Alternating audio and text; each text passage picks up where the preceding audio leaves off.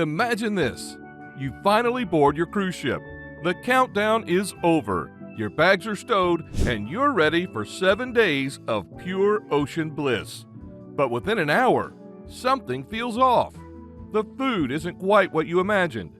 The service feels rushed, and you're surrounded by an energy that just doesn't match your style. Suddenly, the thought creeps in. Did I book the wrong cruise line? The reality is that every cruise line has its own DNA. Some are built for nonstop fun, others for quiet sophistication. Some prioritize affordability, while others lean all in on luxury. And here's the thing, if you pick the wrong one for you, it can make or break the entire vacation. I've spent years at sea, sailing everything from budget-friendly short trips to bucket list luxury voyages. And in this video, I'm ranking the major cruise lines from worst to best, so you'll know which lines are worth your hard-earned money and which ones you might want to think twice about. Stick around, because I'm not just rattling off a list. I'll explain the real-world differences you'll notice on board, the little quirks most first-time cruisers don't expect, and how to match the right cruise line to your travel style. By the end, you'll see the full picture and know exactly which ships should be on your radar. Alright, let's dive right in. Number 10. Carnival Cruise Line. Let's start with Carnival. And look, Carnival has a reputation. The fun ships, the neon lights, the endless burgers and daiquiris, the slightly chaotic energy. And truth be told, that reputation isn't entirely wrong. Carnival is designed for travelers who want maximum fun for minimum cost. The fares are some of the cheapest in the industry, which makes it super appealing if you just want a quick getaway. And there's no denying the energy. From poolside dance parties to comedy shows, there's always something happening. But here's what first-timers often don't realize. Carnival is a mixed bag. One night you might sit down at the steakhouse and think, wow, this is better than I expected. And then the next day, you're waiting forever for lukewarm pasta in the main dining room. That inconsistency is part of the Carnival experience. The cabins are serviceable but basic. The decor can feel loud, and if you're hoping for a peaceful retreat, you're in the wrong place. Entertainment is big, bold, and a little rough around the edges. Service can be hit or miss, depending on the crew and how full the ship is. Now, does that make Carnival bad? Not at all. It just means you need to know what you're signing up for. If you're a group of friends looking for a party at sea vibe, Carnival is actually perfect. If you're a family that wants tons of activities for the kids, it delivers. But if your dream cruise involves fine dining, art shows, and quiet moments with a glass of wine, Carnival will leave you disappointed. Number 9. MSC Cruises. Next up is MSC Cruises. Now, MSC is fascinating because they dominate the European market, but in North America, they're still trying to figure out their identity. Their ships are flashy, lots of glass, big atriums, dramatic staircases. You step on board and immediately feel like you're in a glamorous Vegas-style resort at sea. The pricing is usually lower than their competitors, which is a huge draw. But here's the truth. MSC can be one of the most inconsistent cruise experiences out there. Service sometimes feels uneven, partially because the crew is juggling multiple languages and cultural expectations. The food, in my experience, swings from surprisingly excellent to very average. But here's the insider tip. MSC's Yacht Club. This is their luxury ship-within-a-ship concept, and it completely transforms the experience. Private pool deck, butler service, specialty dining included. Honestly, Yacht Club feels closer to a luxury line like Regent than mainstream MSC. But if you don't spring for Yacht Club, you'll probably feel the cost-cutting in the main areas of the ship. Another thing to keep in mind, MSC's European sailings have a very different vibe from their US cruises. In Europe, you'll notice longer itineraries, later dinners, and a very international passenger mix. In the States, the product feels more like a direct competitor to Carnival and Royal Caribbean. Bottom line, MSC is a gamble. Book it if the price is unbeatable and you're curious to try something new. But if you're after a guaranteed polished experience, you might be better off with one of the other lines higher on the list. Number 8. Norwegian Cruise Lines, NCL. At number 8, we've got Norwegian Cruise Lines, NCL. Their big pitch is freestyle cruising. No fixed dining times, no stuffy dress codes, no rigid structure. You want sushi at 10 p.m.? Go for it. You want steak and a Broadway show the next night?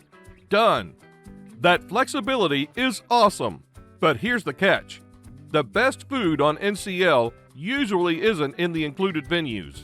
It's in the specialty restaurants, which cost extra. And while their dining packages can help soften the blow, it means your freestyle experience ends up being pay to play if you really want the best they have to offer. Now, where NCL shines is entertainment. Their newer ships feature full Broadway productions. We're talking Jersey Boys, Kinky Boots, even Six. The quality of those shows is a real standout compared to most mainstream lines. And if nightlife is your thing, NCL has some of the liveliest clubs and bars at sea. But here's the reality check. Norwegian can feel expensive once you add up all the extras. Drink packages, Wi-Fi, excursions, dining upgrades. It all stacks up quickly. And if you don't buy into those extras, the base experience sometimes feels lacking compared to what you'd get on Royal Caribbean or Celebrity. That said, NCL is perfect if you crave freedom and don't want to be locked into schedules. It's also fantastic for couples and groups of friends who love live entertainment and nightlife.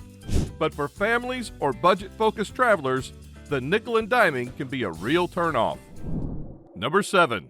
Holland America Line. Now let's talk about Holland America, the line your grandparents probably cruised on, and for good reason. Holland America has been sailing for over a century, and that heritage shows in how they design their ships and itineraries.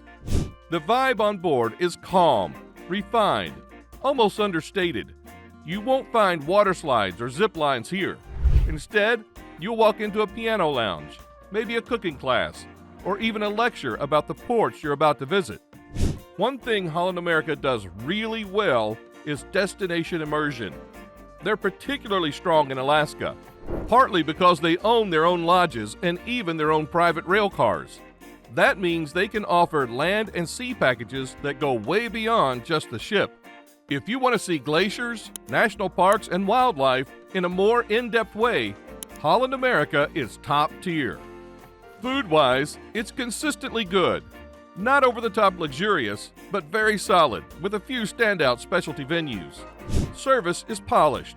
You can tell the crew is well-trained and takes pride in the tradition of the brand. Now, here's the drawback. The crowd.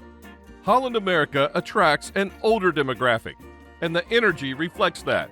You'll find fewer kids, fewer high-energy events, and more people reading books by the window with a cup of tea, which is great if that's what you want. But if you're in your 30s, traveling with kids, or looking for nightlife, Holland America can feel downright sleepy, and that's why I've placed it at number 7. Solid line, excellent for the right traveler, but not a fit for everyone. Number 6. Princess Cruises. Next up, Princess Cruises. Now, Princess is interesting because it's often seen as Holland America's slightly younger cousin. It keeps that traditional cruising feel, but adds a bit more variety and energy. Princess is especially well known in Alaska. In fact, along with Holland America, they dominate that region. They've invested in their own lodges and trains, so if Alaska is on your bucket list, Princess is one of the top choices. The ships themselves strike a nice balance. They're classy without feeling stuffy, and modern without trying too hard to be flashy. Food quality is strong, especially if you dip into specialty dining. Their Italian restaurant, Sabatini's, and the Crown Grill Steakhouse consistently get praise from seasoned cruisers. One unique edge Princess has is its medallion-class technology. It's essentially a wearable device that replaces your key card. It unlocks your cabin as you walk up. It lets you order drinks to wherever you're sitting. And it can even help you locate members of your travel party on board. For people who love convenience, it's a game changer. So where does Princess fall short? Entertainment and nightlife. If you're hoping for Broadway-level shows or late-night parties, you'll be disappointed. Princess offers entertainment, yes, but it's more traditional. Think production shows, live music, and game shows, rather than cutting edge.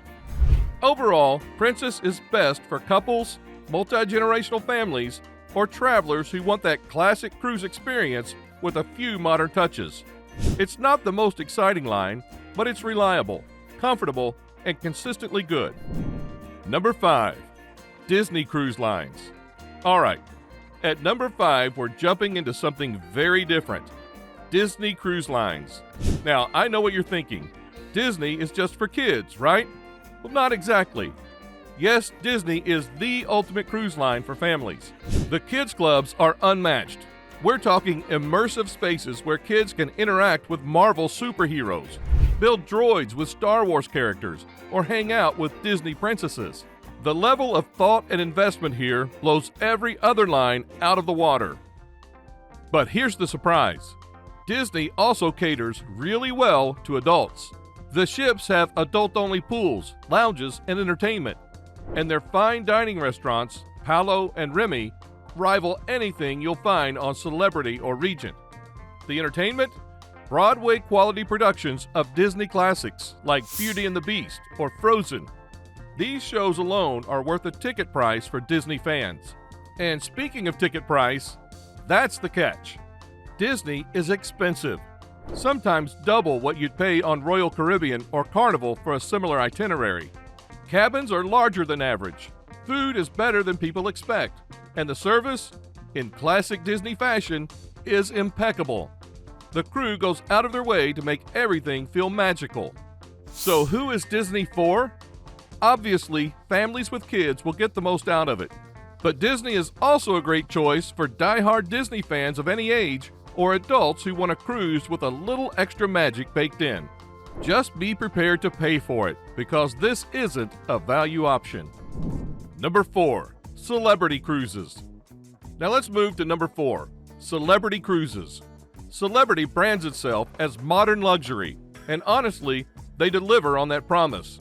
Their Edge-class ships, like Celebrity Edge and Apex, are jaw-dropping in design. Instead of loud colors and gimmicks, you get sleek architecture, rooftop gardens, and stylish lounges. The famous Magic Carpet, that bright orange cantilevered platform that moves up and down the side of the ship, is a great example of how Celebrity thinks differently about design. Dining is a big strength here. Celebrity has multiple included dining rooms, each with its own theme, so you're not stuck in the same venue every night. Specialty dining is excellent too. Spots like Le Petit Chef offer unique experiences you won't see elsewhere. The crowd on Celebrity is mostly adults, couples, groups of friends, foodies, and travelers who want a more refined atmosphere without stepping into ultra-luxury pricing. Entertainment is polished and creative, though not as spectacular as Royal Caribbean's giant productions. Another big plus, Celebrity service. The staff-to-guest ratio is high, and it shows. Crew members remember your name, your preferences, and they strike a balance between friendly and professional. Now, where Celebrity might fall short is for families and adrenaline seekers. There aren't water slides, go-karts, or skydiving simulators. The focus is on style, service, and food, which is why Celebrity sits near the top for me. It knows exactly what it is, and it does it exceptionally well. Number 3. Royal Caribbean International. Now we're in the top 3, and we can't talk about cruising without talking about Royal Caribbean.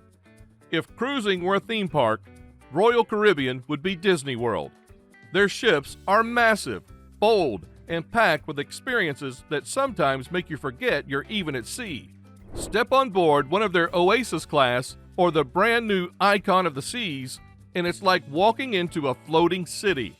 Central Park in the middle of the ship, complete with trees and real greenery.